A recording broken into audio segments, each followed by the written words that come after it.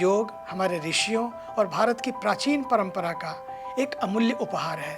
What a great amazing gift for humanity. एक स्वस्थ और समृद्ध प्लैनेट बनाने के लिए, ग्रह बनाने के लिए तथा स्वयं और प्रकृति के साथ अपने संबंधों को मजबूत करके पूरी दुनिया में शांति और एकता की भावना को विकसित करने का यदि कोई एक साधन है, मुझे तो लगता है वो योग है। माँ गंगा के पावन तट, परमार्थ निकेतन ऋषिकेश और हिमालय की पवित्र धरती, गंगा जी की धरती, योग की धरती, जहाँ पूरे विश्व को संदेश मिला। आज अंतर्राष्ट्रीय योग दिवस की इस पवित्र तट से अनेक शुभकामनाएं। योग में जीवन पद्धति के माध्यम से हम स्वयं, समाज, धरती और संपूर्ण मानवता के लिए योग की शक्ति का उपयोग कर सकते हैं। योग हमें उपयोगी बनाता है, सहयोगी बनाता है, उद्योगी बनाता है। वास्तव में योग एक विलक्षण परिवर्तनकारी विधा है जो मन, शरीर, आत्मा के मध्य में अद्भुत सामंजस्य स्थापित करता है। विचारों और एक्शन के बीच संतुलन और संयम बनाए रखता है। बैलेंस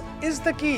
मानवता के कल्याण का समग्र दृष्टिकोण योग में ही तो समाहित है। धरती पर जो इतनी सारी चीजें हुई हैं, उसमें सबसे कोई बढ़िया चीज हुई है तो वो योग है। योग सदियों से भारतीय जीवन पद्धति का अंग है, जिसे आज हम 10वें अंतर्राष्ट्रीय योग दिवस के रूप में मना रहे हैं, जिसकी थीम स्वयं और समाज के लिए योग। बड़ी प्यारी थीम है। वर्तमान पीढ़ी जो घड़ी की सुइयों पर चल रही है, इतनी फास्ट, पता ही नहीं है अपना।